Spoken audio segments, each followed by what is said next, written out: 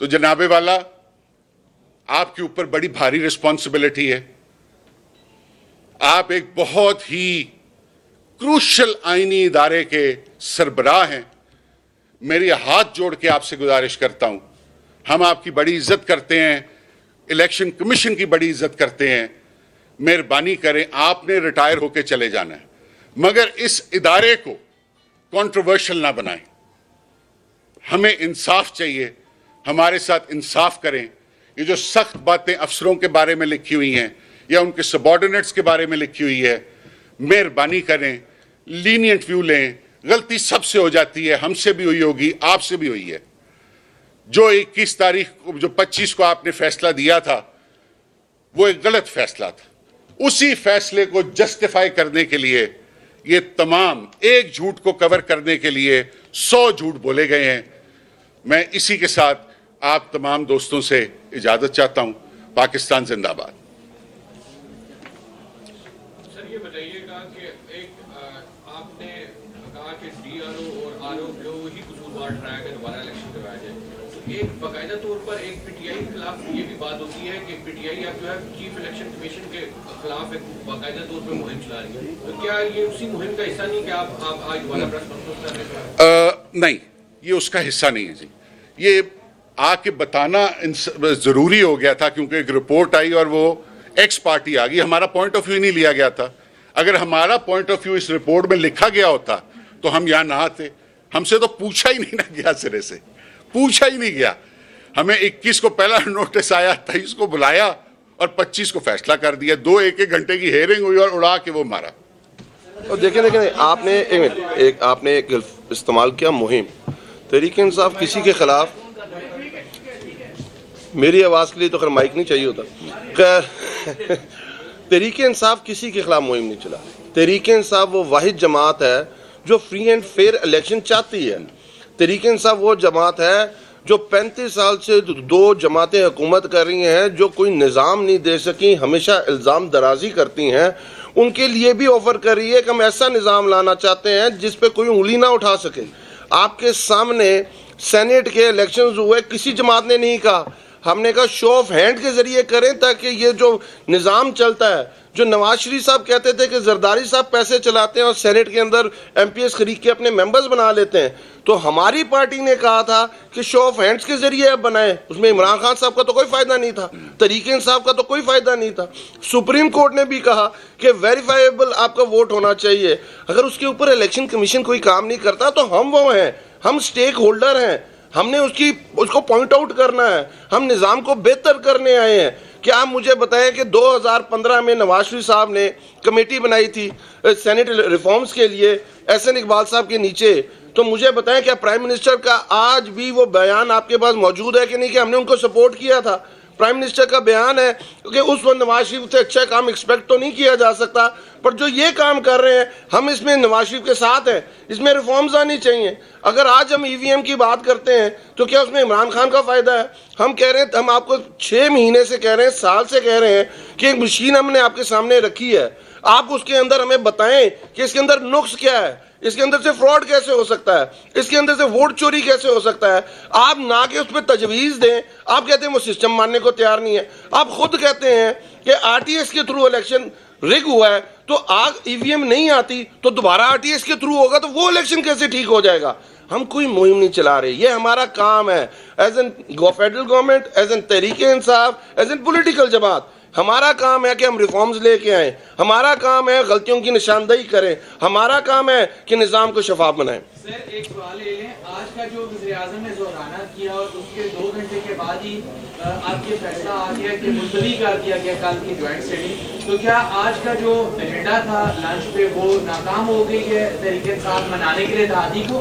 और इत्तेहादियों की जानिब से लंच के दौरान ऐसे क्या शिकायतें आई कि जिसकी वजह से अब इस सेशन को, जिसे कल काबीना में मंजूर किया गया था, उसे मुलतवी कर दिया गया? आप फिर वही बात है कि सारे इत्तेहादी वहाँ मौजूद थे, कोई शिकवे शिकायत नहीं आया। एक प्रपोजल ये आई कि आप एक मौका और दें ऑपोजिशन को। आप ही मीडिया के ऊपर जो टीवी शोज हो रहे होते हैं, जो कॉलम लिखे जा रहे होते हैं, कि आप इसे वन साइडेड ना करें। जहां आपने 1 साल मौका दिया है और उन्होंने अभी तक रिप्लाई नहीं किया, आप एक और मौका दे लें। हम चाह रहे हैं कि एक दफ़ा स्पीकर साहब उनको दोबारा कॉल करेंगे, उनको दोबारा इत्मीनान में लेंगे, उनसे दोबारा तजावीज़ लेंगे। अगर उन्होंने दे दी और वो एप्लीकेबल हुई तो हम उसे एप्लीकेबल कर देंगे। उनकी तजावीज़ अच्छी हुई मान लेंगे, उनके कोई खदशात हुए वो हम दूर कर देंगे, नहीं तो उसके बाद फ़ौरन दोबारा जॉइंट सेशन बुलाया जाएगा और ये लेजिस्लेशन होगी। दो सवाल हैं, एक तो अली साहब से, दूसरा मल्ली साहब आज दिन वली साहब अली है। मेरा आपसे सवाल ये है सर कि आप इलेक्शन कमिश्नर को ये कह रहे हैं कि वो जमानतदार हैं और वहाँ पे DRO, RO सब जमानतदार हैं। आपके पास तमाम फॉर्म मौजूद हैं, आप उन फॉर्म पे चैलेंज करने के लिए नहीं चाहेंगे अगर आपकी बात नहीं। और आपसे सवाल सर ये है, जॉइंट सेशन का टाइम रख दिया गया था, मीटिंग्स हो गई थी और पहले पार्लियामेंट कमेटी बनाई गई थी, फिर हुकूमत उसके लिए ऑर्डिनेंस लेके आने को आ गई थी, फिर जॉइंट सेशन के लिए उसको किया गया, फिर टाइम देने का मौका दिया। अगर आप लोग समझते हैं कि हम आप लोगों के जितने तज्जिए थे वो ठीक नहीं है, आप ये कहने पे अगर हम उनको टाइम दे रहे हैं और ये जमहूरियत के लिए एक अच्छी चीज़ है, जो मोरख जब लिखेगा और उसमें जब ये लिखेगा कि हमने उनको एक और चांस दिएगा तो लोग हमें अप्रिशिएट ही करेंगे ना।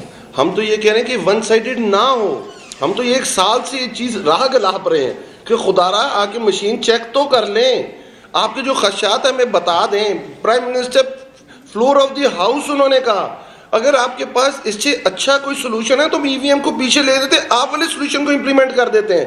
क्या ओवरसीज पाकिस्तानीज को वोट नहीं मिलना चाहिए? आप लोग मुझे बताएं, आप लोग कवर करते हैं, आप डिपेंडेंट तो हैं कि आपको $30 अरब के रिमिटेंसेज आ रहे हैं, आपको ओनरशिप तो देते हैं आप ओवरसीज पाकिस्तानीज को, पर जब वोटिंग राइट की बात आती है तो आप उसको रद्द कर देते हैं। क्या ओवरसीज पाकिस्तानी नहीं है? क्या हमारे मुल्क में एक अच्छा निज़ाम नहीं होना चाहिए? हमारे मुल्क में लोगों के जिनके स्टेट्स हैं उनको वोटिंग राइट नहीं होना चाहिए? दुनिया कहाँ से कहाँ पहुँच गई हुई है और आज भी हम उसी निज़ाम के ऊपर खड़े हुए हैं। आज भी हम यही कह रहे हैं कि 4 जगह धांधली हुई।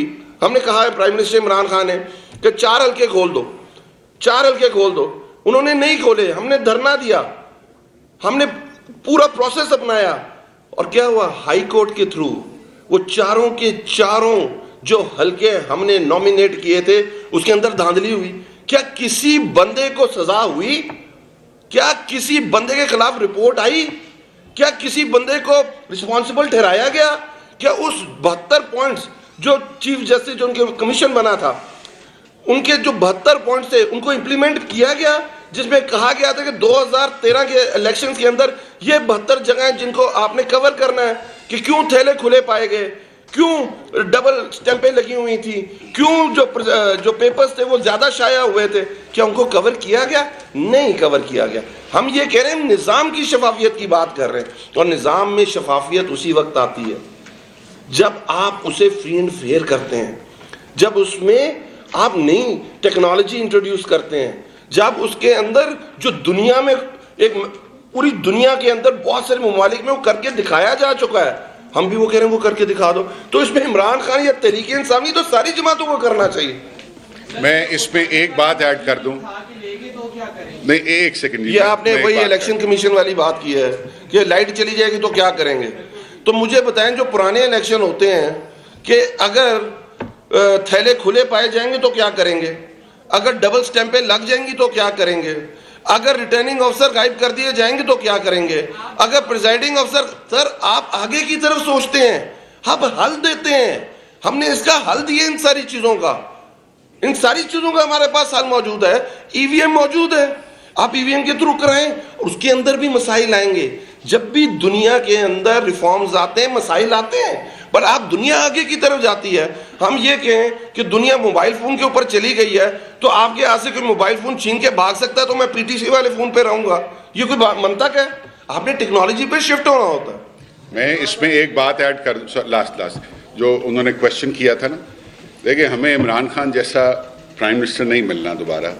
उन्होंने कहा मुहिम चला रहे, मुझे खान साहब ने हुक्म दिया था कि 21 पोलिंग, जो कि नून लीग की रिक्वेस्ट थी, नून लीग ने भी 21 पोलिंग ही मांगे थे हमसे और RO ने भी 21 पोलिंग ही मांगे थे, ताकि कन्फ्रंटेशन ना हो, इलेक्शन कमीशन के साथ कोई लड़ाई ना हो, कोई बदमज़गी ना हो। हमने जीता हुआ इलेक्शन खान साहब ने ट्वीट कर दिया कि वो मुझे, उन्होंने कहा कि जी आप 21 पोलिंग स्टेशंस पे दोबारा इलेक्शन करा दें। हमने कहा जी जहां हाजिर है लीडर कहता है हमने जीता हुआ इलेक्शन, हम मान गए कि 21 पे करा लें। इसी तरह जब मैं उनसे बाद में मिला तो मैंने उनसे पूछा सर कि हमारा जीता हुआ इलेक्शन था, आपने हुक्म दिया, ऐसे क्यों किया? तो उन्होंने कहा मैं जिंदगी में कभी भी धांधली के साथ एसोसिएट नहीं किया गया, तो मैं अभी भी नहीं चाहता कि धांधली के साथ मुझे एसोसिएट किया जाए।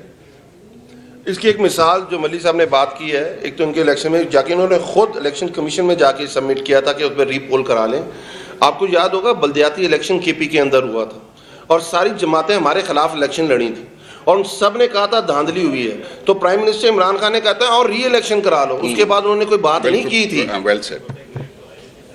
सर एक सवाल रह गया। 5 सवालों के बाद फिर एक सवाल रह गया। सर शेख साहब ने आज रिपोर्ट पेश की है कि 3 सालों में 28,000 अफराद जो है उन्होंने तबी बुनियादों पर जिन्स तब्दील करा ली, इसमें 16,000 पता नहीं है 16,000 टॉपिक पे रहे, नॉन सीरियस ना। नहीं, मतलब ये इससे रिलेटेड नहीं है, इससे रिलेटेड नहीं है। शेख साहब इसका अच्छा जवाब दे सकेंगे। महंगाई हो गई है, इमरान के ऊपर इल्जाम लगाए गए हैं, क्या वो रिपोर्ट जो है सुप्रीम कोर्ट ऑफ पाकिस्तान में चैलेंज करेंगे? इस तरह के कोई हम हर फोरम यूज करेंगे और हमने ये करके दिखाया है। जब 4 हलकों की बात की थी तो हमने किया, हमने पैसे पे किए, फीसेस पे की, नादरा की फीसेस पे की, इलेक्शन कमीशन की फीसेस पे, हर एक बैलेट पेपर निकलवाया था हमने। हम हर वो रास्ता इस्तेमाल करेंगे जिससे हमें दीवार से लगाएंगे तो हम कॉर्नर टाइगर्स की तरह लड़ेंगे। अच्छा सर, आप लोग मुंतखब नुमाइंदे हैं, आप लोग मुंतखब नुमाइंदे हैं, आप लोग इलेक्ट होकर आए, सर नहीं समझते कि जो ज़ाहिर महंगाई की वजह कुछ भी हो, आइंदा इलेक्शन में जब आप आवाम की तरफ जाएंगे तो उनका रद्द अमल नहीं आएगा सर इसके? नहीं, जेन्युइन बात है। देखें, इससे रिलेटेड बात नहीं, मैं इसका मोटा सा जवाब दे देता हूँ। आप जब इंसान किचन है वो डिस्टर्ब होता है तो उसकी जिंदगी में मसाइल तो आते हैं ना, ये बिल्कुल सच्ची सी बात है। इसमें हमने डिफ्रेंशिएट करना है। डिफ्रेंशिएट ये करना है कि क्या ये जो इन्फ्लेशन है ये करंट गवर्नमेंट की वजह से है, ये ग्लोबल सिनेरियो है। और ग्लोबल सिनेरियो है और पोस्ट कोविड आपकी सप्लाई और डिमांड चेंज हिट हुई हैं। अगर चाइना जैसे मुल्क के अंदर जो लीडिंग सुपर पावर है और वो लोड शेडिंग की तरफ पावर शट डाउन की तरफ चला गया है, क्योंकि जो कोल है वो $50 से $250 पे चला गया है, अगर पाम ऑयल $550 से $1450 पे चला गया हुआ है, अगर हमारा ब्रेंट जो $40 से $45 के अंदर मूव करता था आज वो $85 पे चला गया हुआ है, दुनिया के अंदर जो कमोडिटी इंडेक्स है, जो ग्लोबल कमोडिटी इंडेक्स है, वो अगर शुरू कर रहा है कि वो पिछले 22 साल में सबसे ज्यादा है, ये हमें एजुकेट करना है। और साथ आवाम को देखें, मैं फिर एक बात बताता हूँ, आवाम क्या देखती है, क्या रियासत उसके साथ खड़ी है मुश्किल टाइम में कि नहीं खड़ी है? आपने देखा कोविड आया, 144 अरब रुपया जो इस साल 260 अरब कर दिया गया, जिसका बजट थंब इंप्रेशन के जरिए हमारे उन लोगों के दरमियान डिस्ट्रीब्यूट हुआ जो लोग वाकई अफेक्टेड थे। हमारे स्मॉल मीडियम इंटरप्राइजेस के लिए 3 से 6 महीने के जो आपके इलेक्ट्रिसिटी चार्जेस है वो खत्म कर दिए गए। आपके ऊपर जो इंटरेस्ट था, हमारे जो लोन्स था, वो कह रहे खत्म करें जी, बस पढ़ी लिखी बातें शुरू हो गई। आपने 2013 के इलेक्शन में पीटीआई ने कहा कि 4 हल्कों में धांधली हुई। 2018 का इलेक्शन अपोजिशन जमातें तमाम कहती हैं कि धांधली हुई। अब उसके बाद अब एक अन्य 75 का इलेक्शन हुआ, उसमें इलेक्शन कमीशन ने एक्शन लिया, कदम हुआ, एक रिपोर्ट जारी की, बेहतरी की तरफ बढ़ता जा रहा है। लेकिन आप इलेक्शन कमीशन को मुतनाज़ा बनाकर अगला इलेक्शन जब होगा तो किस तरह कोई पार्टी उसको कबूल करेगी? जो हारेगी वो कैसे कबूल करेगी और जो जीतेगी तो 1970 के बाद से कौन सा ऐसा इलेक्शन है जो मुतनाज़ा नहीं हुआ? और आप क्या गारंटी देते हैं कि वही आरटीएस सिस्टम के थ्रू आप दोबारा इलेक्शन कराएंगे और मुतनाज़ा नहीं होगा? अगर आप बेहतरी लाना चाहते हैं तो करके दिखाएं ना।